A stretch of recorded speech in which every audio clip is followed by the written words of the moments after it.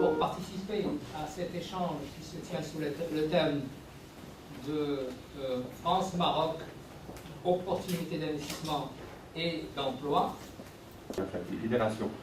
Tout ça pour effectivement aider l'entreprise à avoir une meilleure visibilité et concrètement comment ça va se passer si demain cette entreprise s'installera et de lui ouvrir toutes les portes bien évidemment afin que son installation puisse se passer dans les meilleures conditions.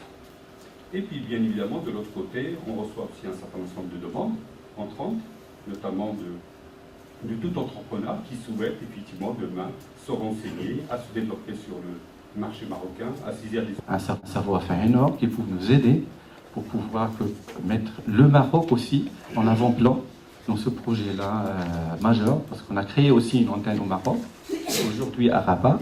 On souhaite que l'antenne Rabat joue un rôle très positif pour qu'on a un partage de bénéfices entre le Maroc, le continent africain et les pays africains. Je vous remercie.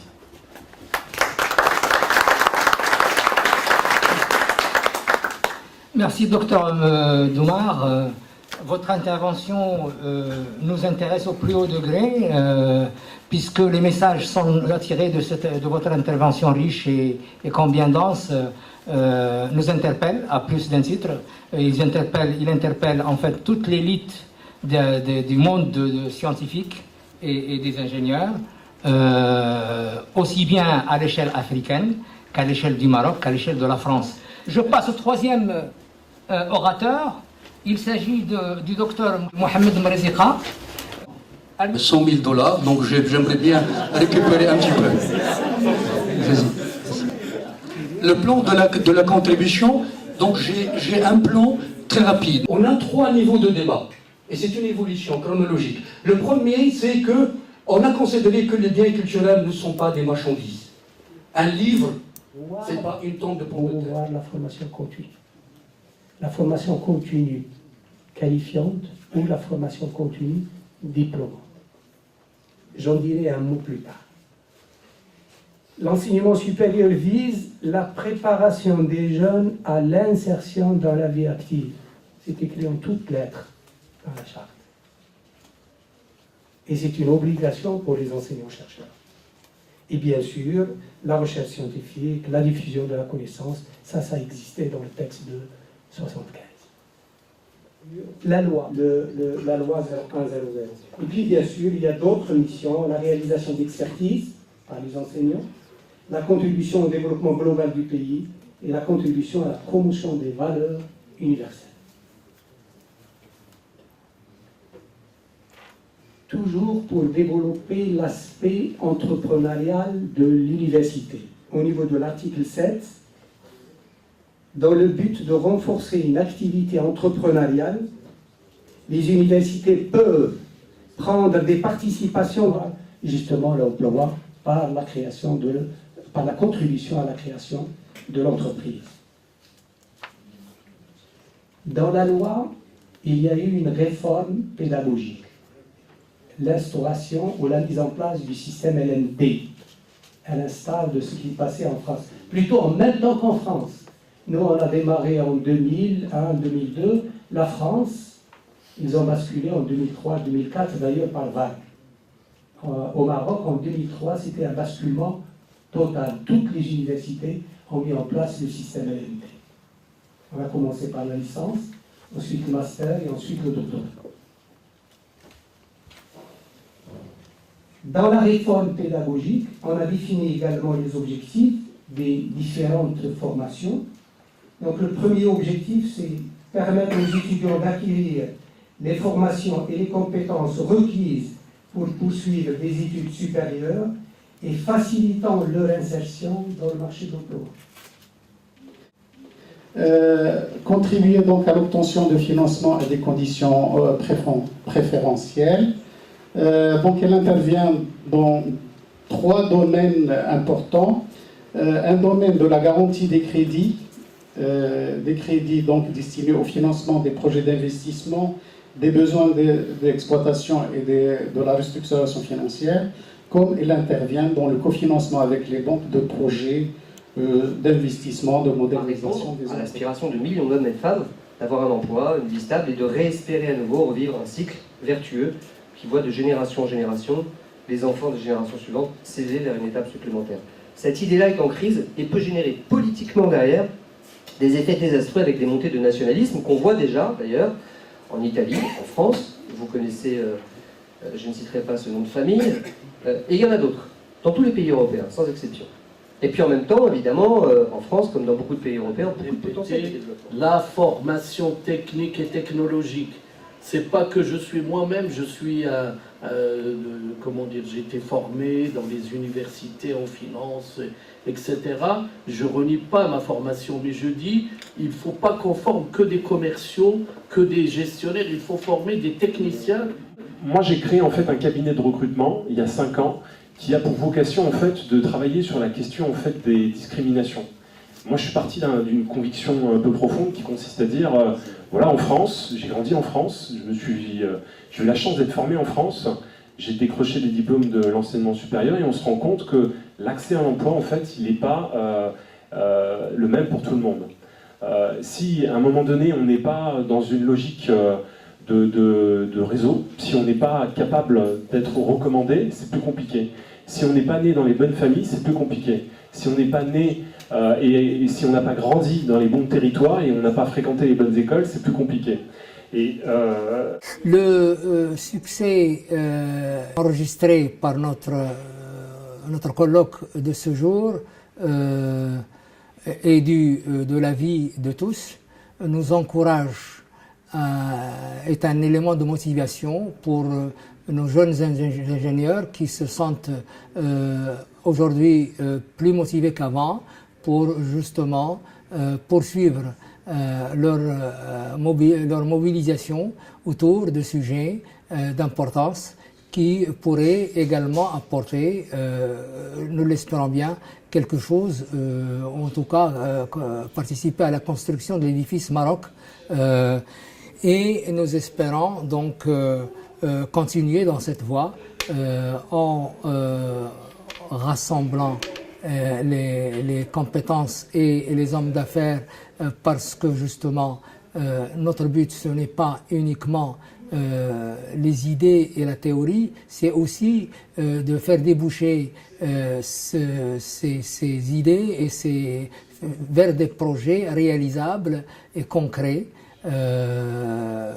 Par définition, le milieu d'ingénieurs est un milieu d'entrepreneurs potentiels qui peuvent, et ils sont nombreux, à penser à créer leurs propres entreprises ou à collaborer ou à travailler dans des secteurs pointus et secteurs diversifiés de la recherche. On a organisé aujourd'hui un colloque sur le thème France-Maroc, quelles opportunités d'investissement et d'emploi. Nous avons reçu d'éminentes personnalités, des chercheurs, des experts, des directeurs qui nous ont fait part de leurs préconisations, de leur expérience sur le terrain, des différentes opportunités, des risques et des enjeux, tant au niveau marocain, des relations bilatérales entre le Maroc et la France. Et aussi, donc, le colloque était une réussite. Nous avons eu la participation d'une centaine de participants qui sont venus assister, qui ont fait part aussi de leurs témoignages et qui ont animé.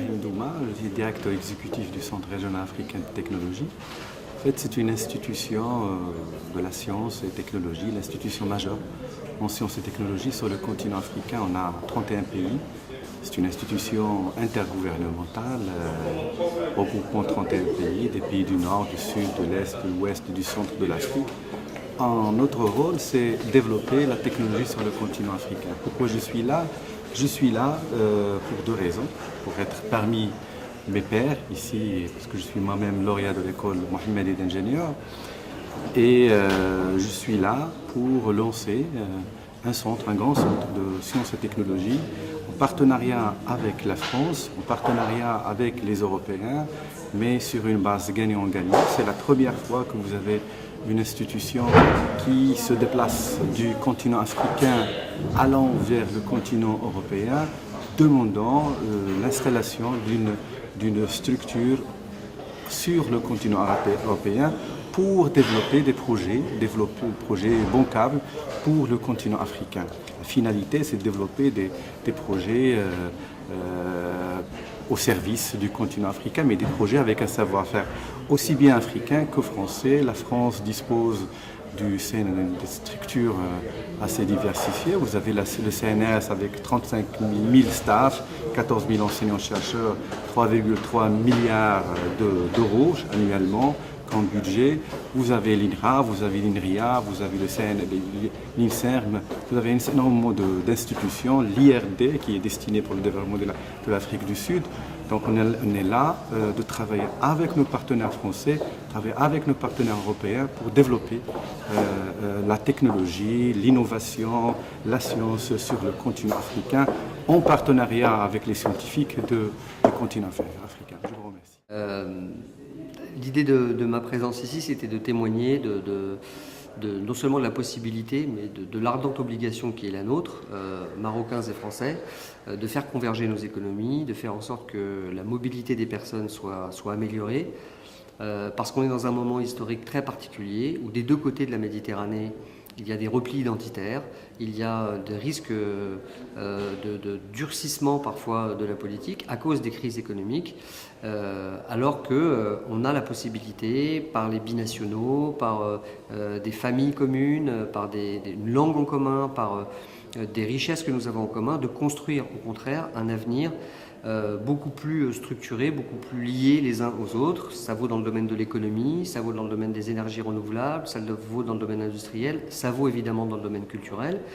Et le fait que le Maroc et la France soient en situation de définir ensemble une stratégie, ça peut être une force motrice, non seulement pour tout le pourtour méditerranéen, qui est un peu en panne, et qui a besoin d'une nouvelle dynamique économique et culturelle, mais aussi pour l'ensemble du sous-continent africain de l'Afrique de l'Ouest, parce qu'on sait bien qu'à partir d'une langue, la langue française, qui n'est plus la langue de France, mais qui est une langue que nous avons en partage, on peut aussi beaucoup plus facilement déployer ses ressources, son économie, ses industries, son savoir-faire entre ces différents pays, du Sénégal à la Côte d'Ivoire, en passant par la Belgique, le Maroc, la France et l'Algérie. Donc il y a un potentiel énorme.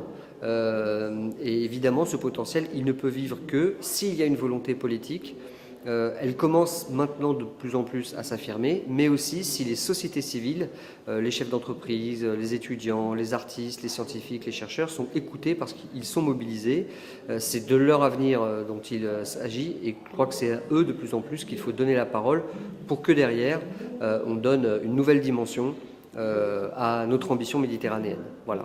Bonjour, Kemi Sari, universitaire, spécialiste de l'intégration maghrébine et j'ai aussi animé une association d'entrepreneurs de l'Est parisien, notamment la Seine-Saint-Denis, pour développer les partenariats avec une cinquantaine de pays, dont essentiellement les pays du Maghreb. Donc moi je suis un défenseur du rapprochement entre les entreprises de l'Europe et puis les entreprises du Maghreb, notamment le Maroc. Et c'est l'intérêt aussi de ces entreprises-là, si elles veulent survivre, ils veulent se développer, d'avoir des partenariats avec les entreprises du Sud. Le développement du Sud, c'est aussi une manière pour le Nord de se développer, de sortir de la crise. Donc c'est un jeu gagnant-gagnant. Il faut vraiment cesser de penser que le Sud, c'est une menace. A été un succès à plusieurs niveaux. Premièrement, parce que le parterre qu'on a réuni, qui constitue d'éminents intervenants dans le domaine de l'investissement et de l'emploi et qui ont détaillé le sujet à travers différentes facettes. Deuxièmement, le public constitué d'ingénieurs et de cadres de haut niveau intervenant au niveau de la France et du Maroc. Troisièmement, le sujet investissement et l'emploi sont des sujets qui sont très importants dans le développement d'un pays comme le Maroc. Et on a les moyens qui ont été décrits aujourd'hui pour renforcer ces opportunités et en profiter pour tous les publics d'ingénieurs et de cadres qui ont besoin de cette aide et de ces outils pour nous sortir des startups et des entreprises qui peuvent se développer dans les deux régions, Maghreb et Europe, et avoir de plein succès en s'appuyant sur notre association IM Europe qui a organisé cet événement.